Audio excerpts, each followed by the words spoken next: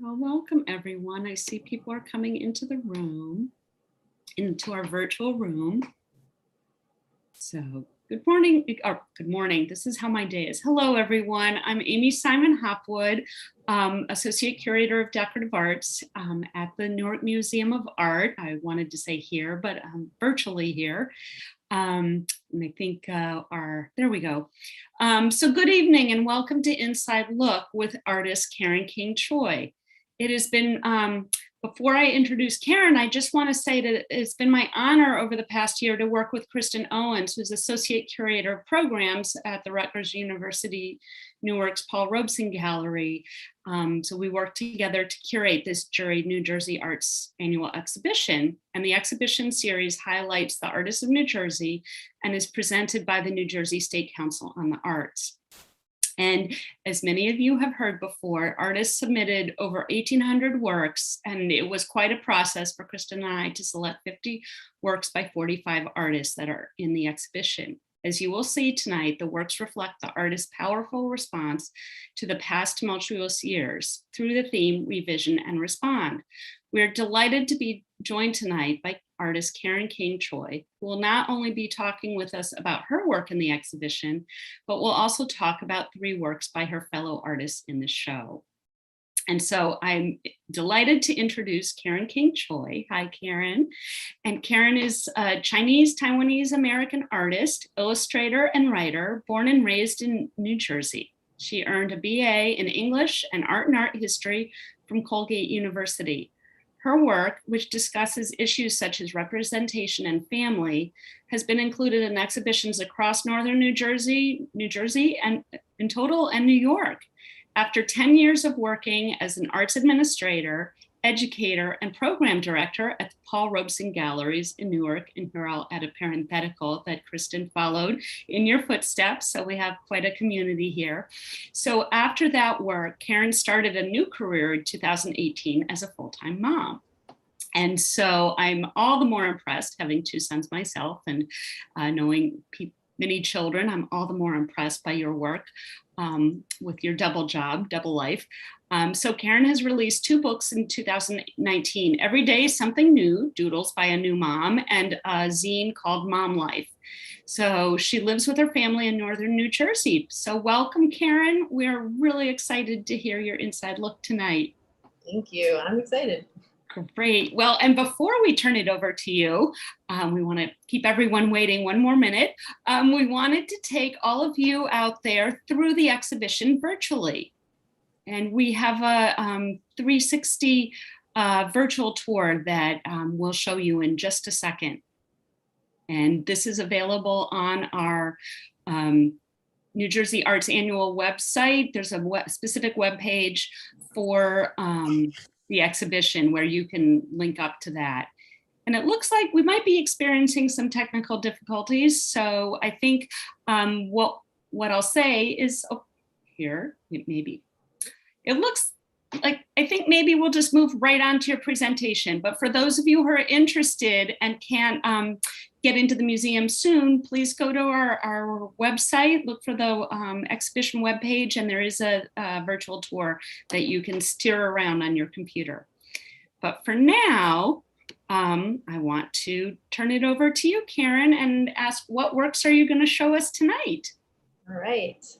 Thank you, Amy, for everything, for being awesome, and for doing all the things that you do. And thank you to the Newark Museum, New Jersey State Council of the Arts, just for this opportunity. And I'm excited to talk to you all about some of the artworks that really caught my eye in this show. It's a big show, so if you get a chance, you should definitely go see it in person. Art has to be experienced, in my opinion, face to face. But also, just another note, which is, I titled this tour The Double Take, or the practice of looking again. And I know for many of us, just in general, we tend to struggle with visual fatigue, especially if you're on social media. You're just always swiping past different images. And going to a museum can kind of be similar to that. You can power walk through it and kind of be like, that's cool, like keep going, keep moving, like I want to see all the exhibitions, and then you don't really get to sit with any of the artworks and experience what the artist was intending when they made it. And when you look at visual art, a lot of it can be a little bit perplexing unless you take the time to sit and maybe Google stuff that you don't really know, or words from the artist statement that you haven't heard before, and to contemplate a little bit. Because what you see on the wall there is really just the tip of the iceberg. There's so much research and heart and time and thought that goes into each of these, that they really do deserve your attention if you can give it. So I guess for this tour, I chose 3 artworks. Of course, there are many, many that are worth looking at. But the first one that I wanted to talk to you about is by Dong-Kyu Kim. And here it is. And this is an example of how you really got to see it in person, because this thing is enormous. When you walk in through the front doors of, like out of the elevator, it's huge. It goes all the way up to the ceiling and comes down probably like to your waist or to your knees. And from a distance, obviously, it is an American flag. But if you just look a little bit closer, you don't even have to get that close. As you approach it, you can see in the detail image that we have that the red stripes are made out of Supreme logos. So if we could just take a look at that detail image. Well, I'll just talk about it from here. You might be able to, there you go. You can see it, Supreme logo. And then if you look even closer, you'll notice that the white part says Hanes Comfort. And then you can see kind of where Dong-Kyu Kim has stitched together, I don't know what it's called, the front panel of men's underwear, you know, with like the little pocket. You could see all the threads coming out and how he stitched it together. So essentially you have an American flag made out of underpants. However, the Supreme logo is important because if you know anything about fashion, you would know a little bit about Supreme. For me, I know very little, but what I did know was that it can be very expensive. It was very trendy. I'm not sure how trendy it is now, but also that there's a lot of hype around it. It has sort of this like street appeal of being cool. You can go back to the previous image so we can look at the whole flag. But just, yeah, I spent a little bit of time Googling Supreme because I was interested just to see what is the significance of having Supreme on the American flag. And a few things that I learned about Supreme is that it's kind of, I would call like almost art world adjacent. For one thing, the logo is almost a direct ripoff of Barbara Kruger, for you museum people out there. It's a well-known artist who used this kind of text, the red block text in the italic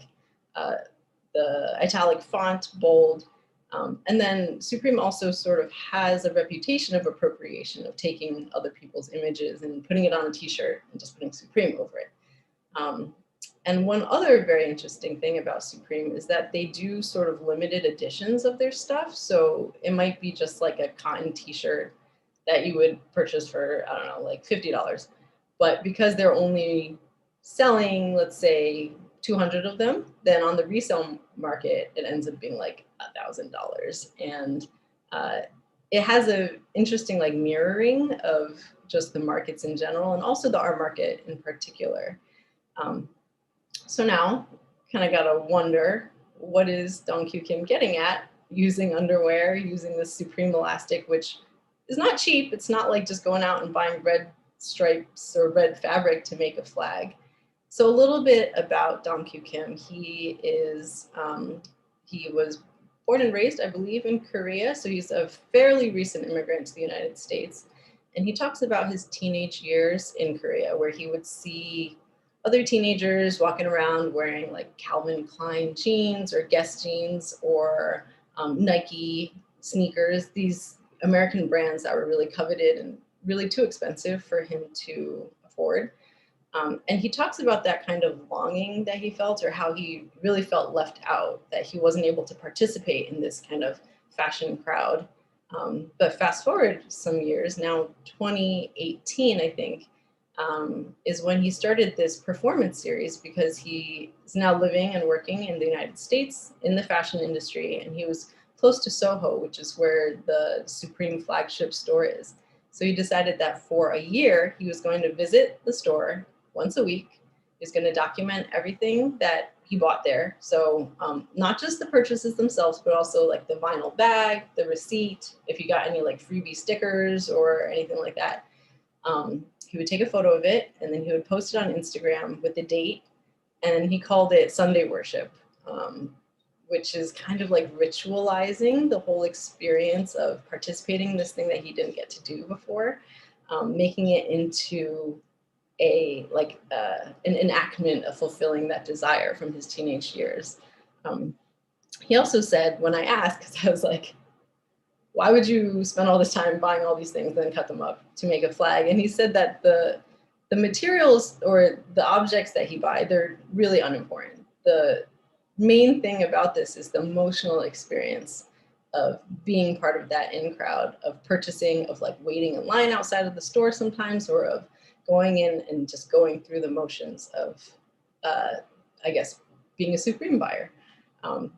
So the American flag, we have to talk about that also. For an immigrant to make an American flag out of anything, speaks to the way that he might feel about the country. And of course, I'm conjecturing here a little bit, but you can draw some conclusions, right? On the one hand, there's the whole materialistic, kind of capitalistic side. I mentioned Barbara Kruger before, but just to get into that a little bit more, if you're familiar with her work, one of her most famous images is, it says, "I shop, therefore I am." And then it's sort of ironic that Supreme decided to, steal her look for their logo. So it's that whole idea of materialism, right? And also sort of like hype and like celebrity culture and all of that. But then on the other hand, there's this whole emotional experience of belonging or being part of the in crowd. It's also kind of like about desire or satisfaction. So I think that may be my favorite part about this, that Dong Kyu Kim is really balancing the critical eye on one side and then just that emotional earnestness.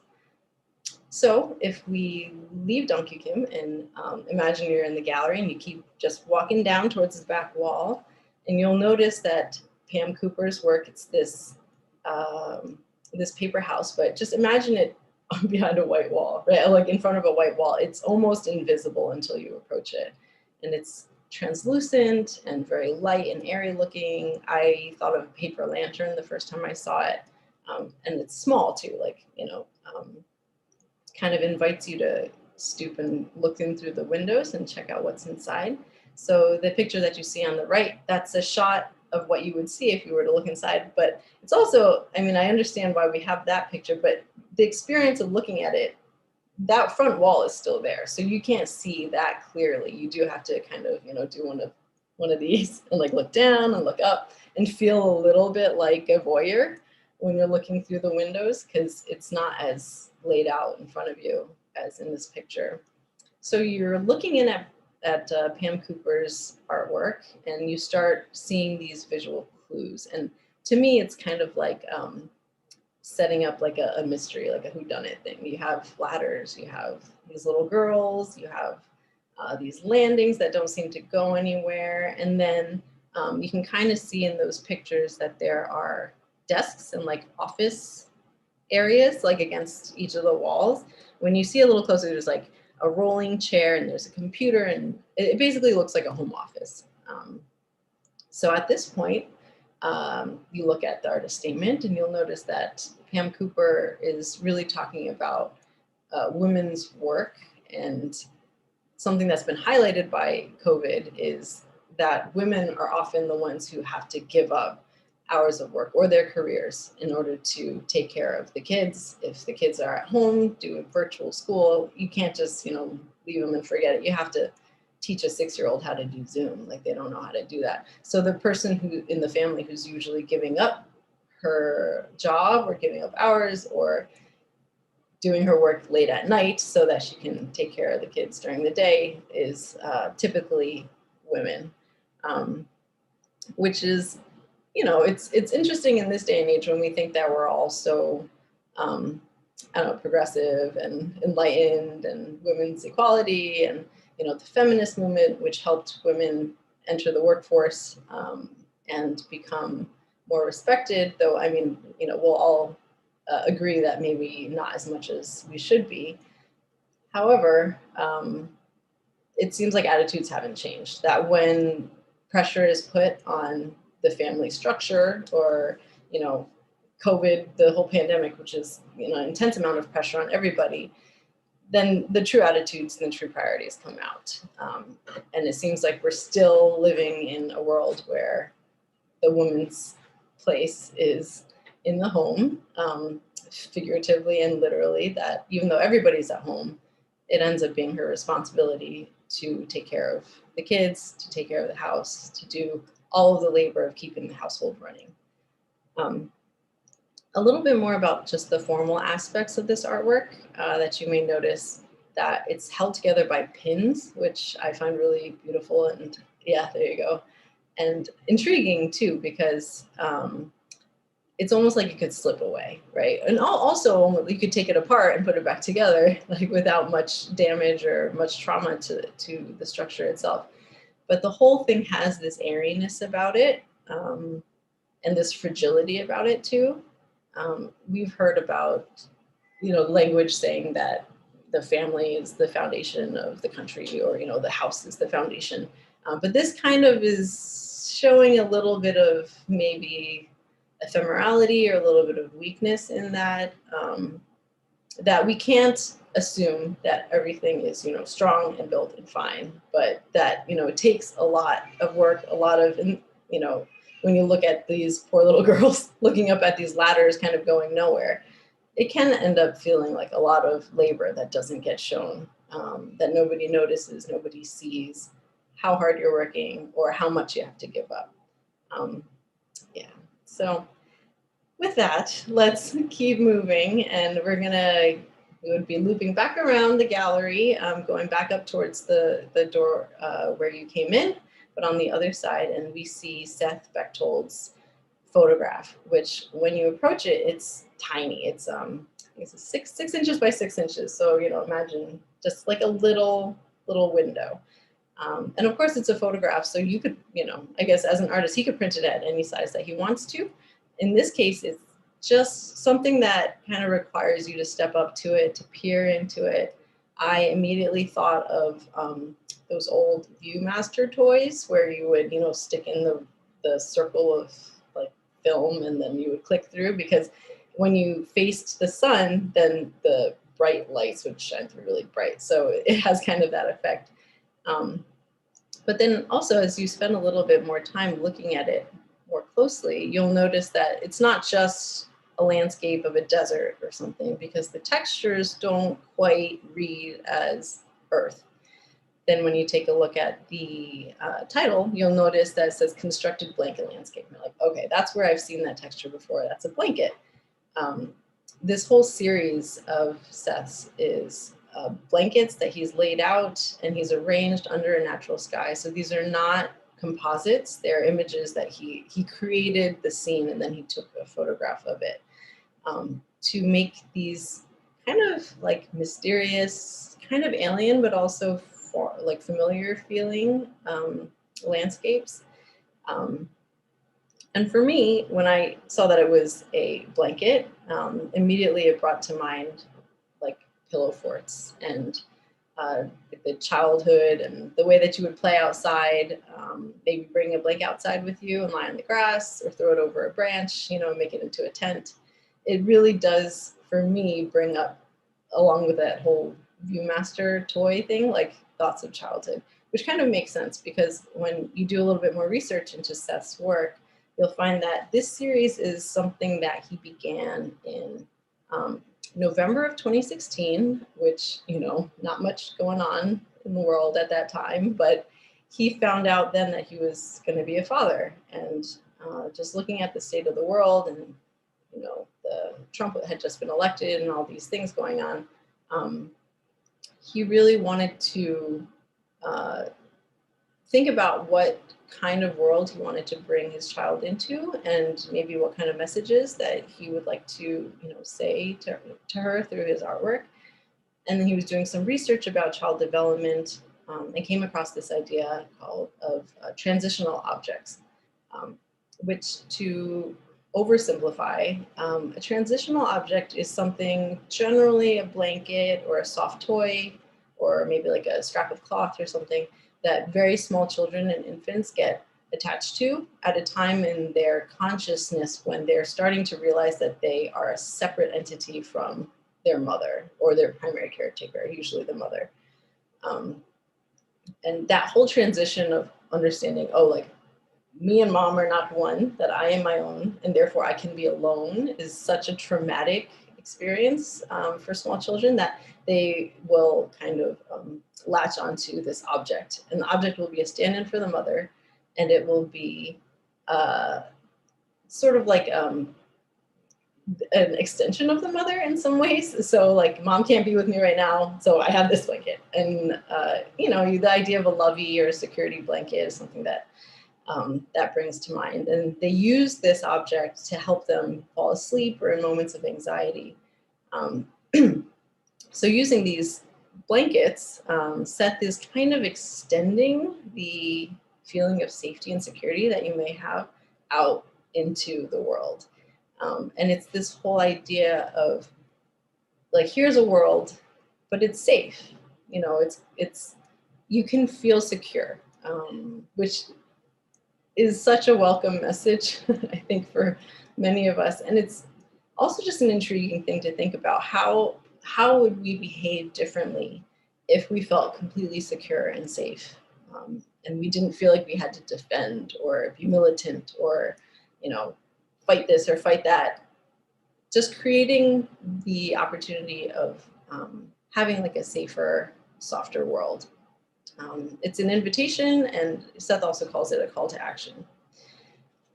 So with that lovely, uplifting thought, let's keep going, and we're gonna talk about my work now. So just checking on time. Okay, cool. So this is the most recent in my series called Red Portraits. I started this series in 2006, and I'll kind of talk about this in two parts. I'll talk about the technical side of it and then the conceptual side, and then I'll kind of hone in on this piece in particular. So it's very hard to see exactly what's going on here unless you look closer, and pictures are also not a great way to show my work because it's very tactile. But if you can look a little bit closer, you would see in the detail shots that these are not flat images. I'm not drawing with like a pencil on paper or anything like that. The way that these are constructed is that they are thousands and thousands of stickers, which I have colored into different values of red, and then I've placed them. So I'm not sticking the stickers on and then drawing on top of it, but just to give a little bit of a visual, I have like actual stickers here to show you. So this is a very dark sticker. I would probably put it on a dark spot, you know. Oh, thank you. There you go. So they start out as this, and then I color them with the red China marker and cut them in half. And then I place them onto the paper, and that's how you end up with the image. So if you see like a gradation of color, it's just me using like a really dark sticker and then a slightly less dark sticker and then a slightly less dark sticker and going on and on and on. So that's sort of the technical aspect of the work. People tend to have a lot of questions about it because I think it's something that maybe isn't seen as often. I was inspired to try this out when I saw an artwork by Chuck Close where he used paper pulp, just like little blobs of flat paper, but in sort of irregular shapes. And he was able to make a portrait out of it. And the whole idea of using these little bits, which in themselves are kind of standalone, you know, that it's just one color, but then when you add them all together, it becomes, you know, shadows and crevices and valleys. And also the whole idea of abstraction and realism, I guess, maybe I should say abstract and figurative is interesting to me, because if you think about it, everything is abstract. It's just your brain that makes it figurative. So if you zoom in close enough, something that's familiar looks completely weird and abstract. Or if you zoom out far enough, same thing. You know, what you think you know is just based on what your mind has already constructed. That's kind of the technical aspect of this work. The conceptual aspect is I was inspired first by an experience in which I saw these Chinese communist propaganda posters. And if you've never seen any of these, you should Google it later. To me, it was completely mind-blowing because I had never seen anything like that. These days, we're seeing a lot more in terms of representation of all different kinds of people. But, for myself and for many, I think, minorities growing up in a predominantly white culture, you don't really see people who look like you in the media, or when you do, it's very like Kung Fu Master, or like, Lucy Liu, like this gorgeous actress. It's not like normal people. You don't get to see regular Asian people that often. But when I saw these posters, I was really just like, I think I was just enthralled, because here were some paintings that were reproduced as posters, paintings of ordinary looking Asian people, someone who might be like an auntie, or someone that my parents were friends with, but they're presented in this heroic stance, with in the center of the image with like this glowing red light on them, looking so powerful and strong and heroic and self-determining, that I couldn't look away. I'd never seen anything like that. But then take with that my family history, which, as Amy mentioned, I feel like I have to say that I am Chinese and Taiwanese and American, because I was born here. I am American. My siblings were born here. Our whole generation was born here.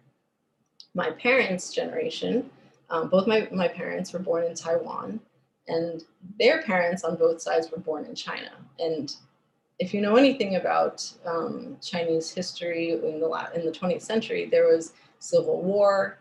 I mean, there were the world wars, there was civil war. It was a very tumultuous time. And in the mid 20th century, a lot of Chinese people fled because of the Cultural Revolution and because of the Civil War, and ended up in Taiwan. Ended up all over, but a lot of people ended up in Taiwan. And it was a very traumatic experience for many people, because these were families that were torn apart. They left their homes thinking that maybe they would be able to go back someday. Just to take one example, my mother's parents had to leave behind their eldest daughter, their eldest child.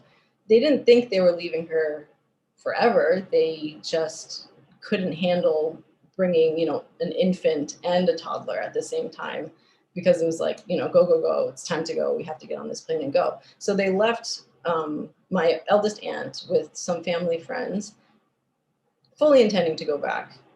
Ended up in Taiwan, doors closed, all contact lost. This is not an uncommon story, but my mom didn't meet her eldest sister until she was in her 40s. I think she didn't even know about her for a very long time into her adulthood. So that kind of trauma, when you talk about that and communism and the Chinese communism and Mao Zedong, I remember growing up, it almost became a joke, like a funny, painful joke, that my dad, anytime he said the name Mao Zedong, he would like spit. Because for our family and for many, many families, it was exile and death in a lot of cases, property being seized, just, lives ruined. And yet these posters, I couldn't look away. They were, to me, just completely beautiful. So I wanted to kind of embrace that weirdness a little bit and use images of my family, and to take the language, I think the visual language of these posters, even though I'm not making any kind of comment about communism or Mao Zedong or anything like that, but just the visual language, the whole red idea, not just communism, but literally red. If you look at these posters, a lot of them are very warm toned, the whole heroic pose and looking up into the distance. These were sort of this was the vocabulary that I wanted to use when I made this image. So specifically for this image, Mount Rushmore, nieces and nephew, the source image is from a selfie that my nephew Kingston, who's in the center there, that he took. And now this is a selfie he took with a camera, a digital camera. So he couldn't see himself when he was taking it. I found it on my camera later, and I just loved the image so much, because you have his sisters in that kind of classical propaganda, her hero of the day pose, and then you have him with like his mouth open, just trying to find the button, I think, to press. This artwork is the biggest that I've made of this series. It took about 130 hours. I started it when I was pregnant with my first child, and I finished it when I was pregnant with my second. So about 2 years, 130 hours spread over 2 years. And I titled it Mount Rushmore because for me, like these are my icons, right? There's the icons that I learned about in history class because that's what we were taught, you know, American history over and over and over again, very little world history. But for me specifically, like these are some of the people who make up my world. And I want to spend all of those 130 hours looking at them, giving them the time of day, you know, spending hours and hours on a nostril or on an ear. Because, you know, up until my adulthood, I didn't really see people who looked like me get that kind of treatment or that kind of respect, really. So going back to the whole concept from my whole tour, the idea of taking a second look, of spending time with an artwork, I work in this medium partially because it forces you to take a second look. When you look at a picture of it like that, you can kind of just be like, all right, a red picture of 3 kids. But when you see it in person, which I hope you will do, you do kind of do a double take and stop and look at it and inspect it and wonder, you know, how did you do that? Or what is this? Or yeah. So thank you all for listening to my spiel. I really enjoyed talking about some of the artwork, but I do encourage you, please, please, to go and see the show if you can. I think it's open until August 22nd.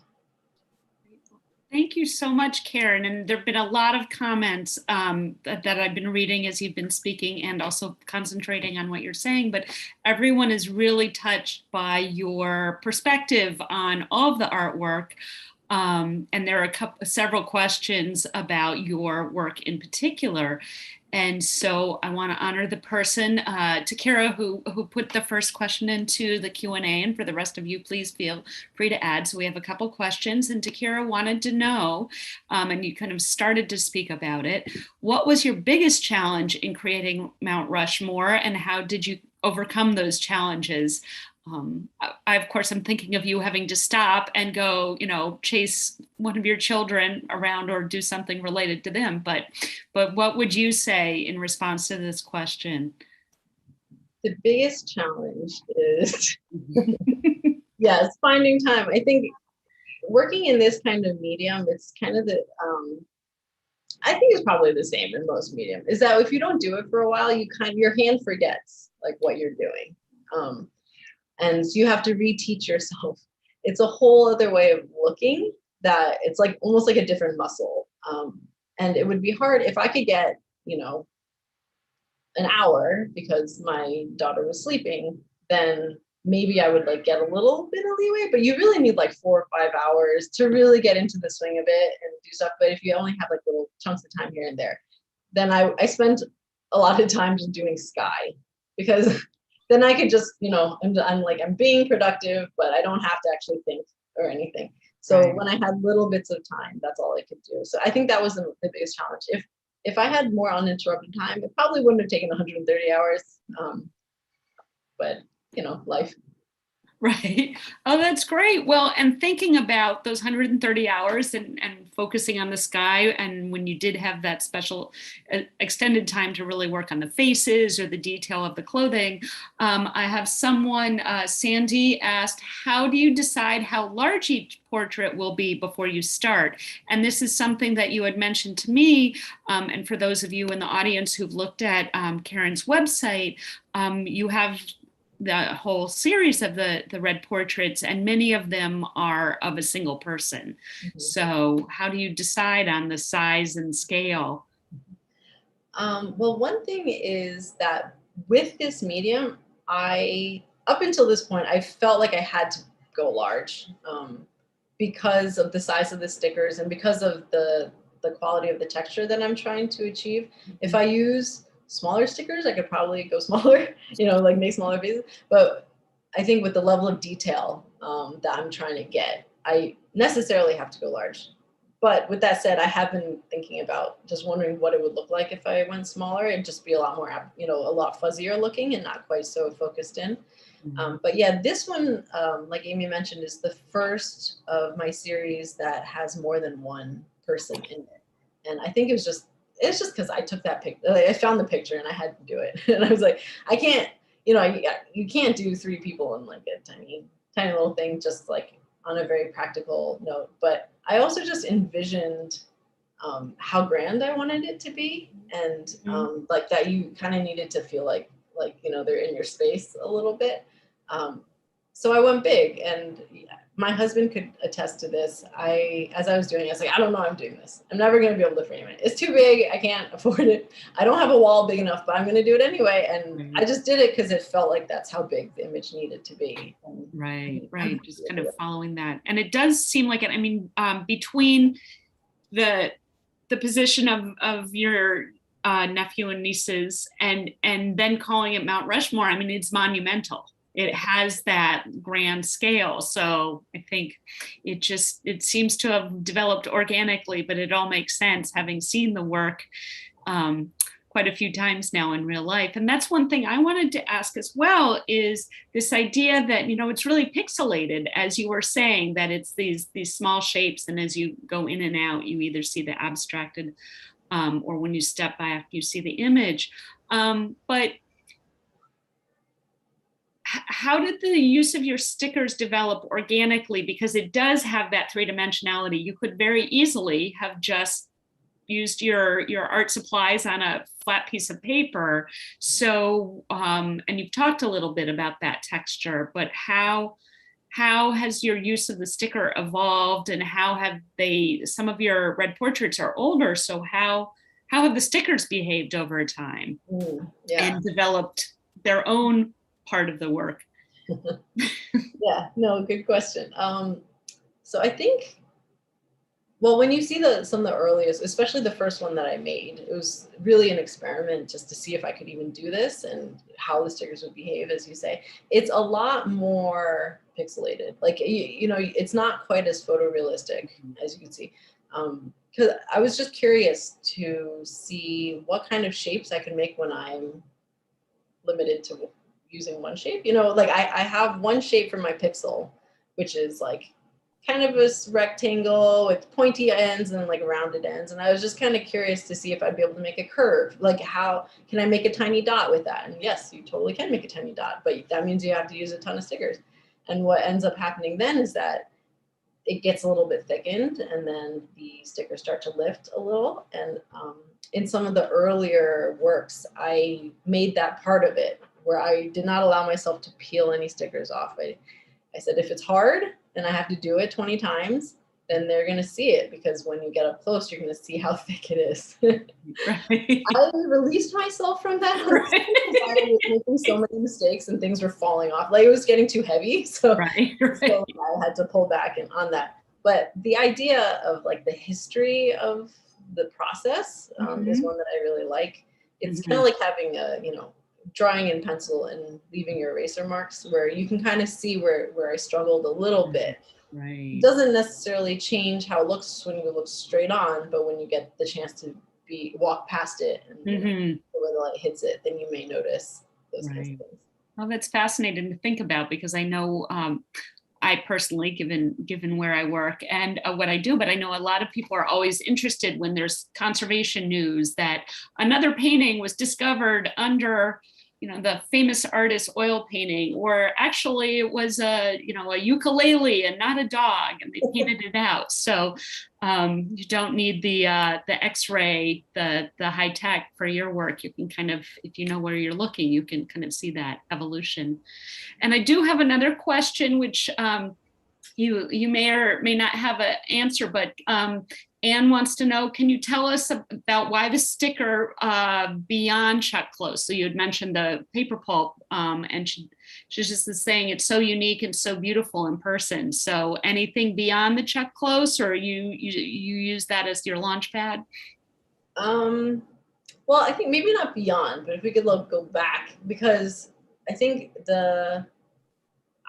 Chuck Close's work is just fascinating to me. The whole idea of abstraction, like I talked about abstraction and realism, and but I was introduced to this back in high school. I had like an amazing art teacher, Mr. Tomashko, who had us do this project where basically we were making something realistic out of very, very tiny abstract drawings. Like it's a very direct, idea. It's like abstract, whatever.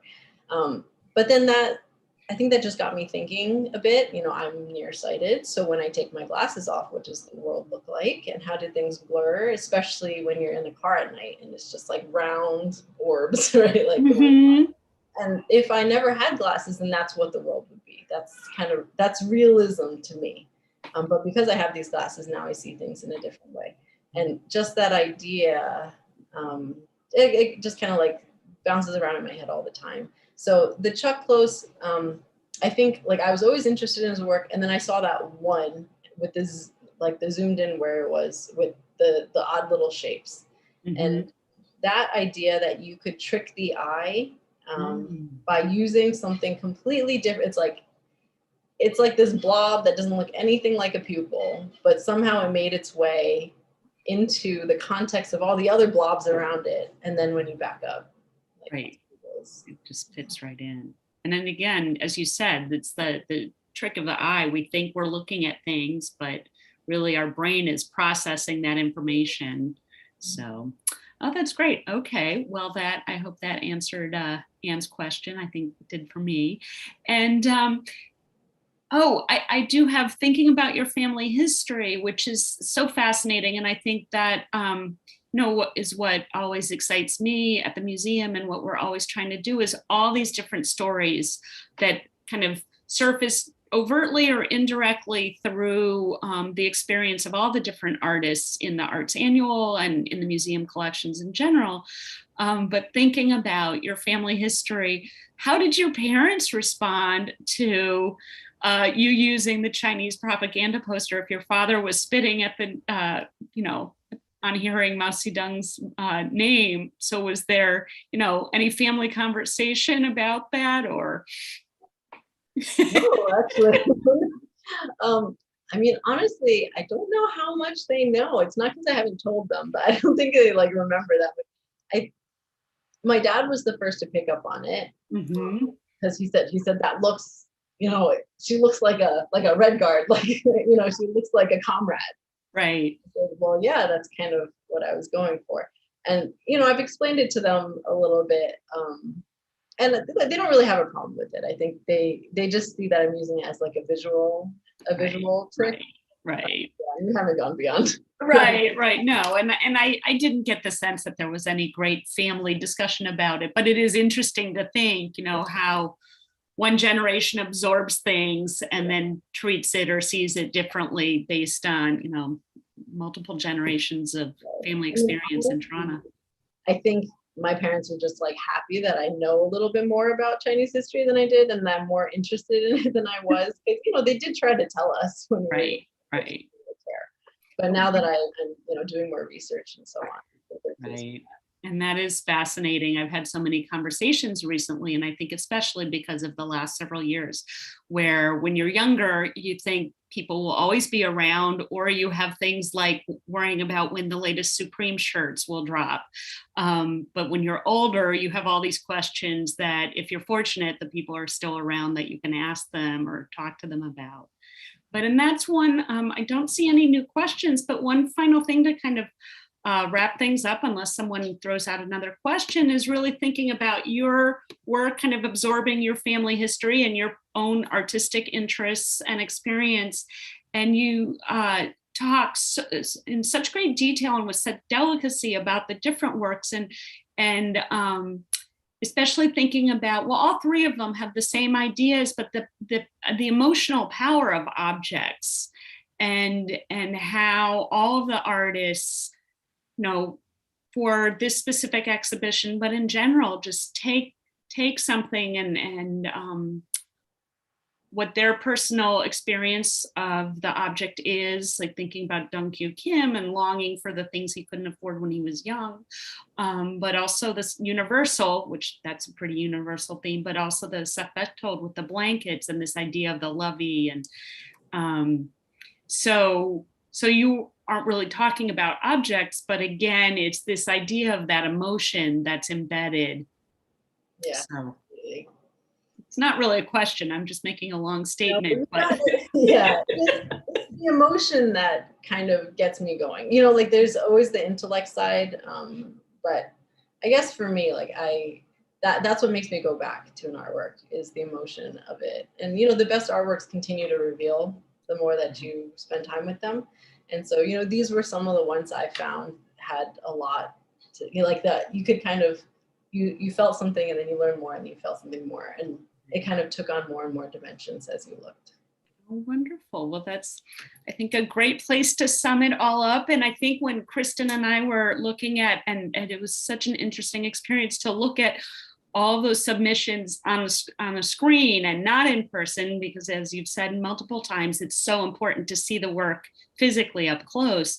But we just felt that it was palpable, the emotion pouring out of the work. And so for all of you in the audience, if you are able to see the exhibition for your first time or a follow-up time, I think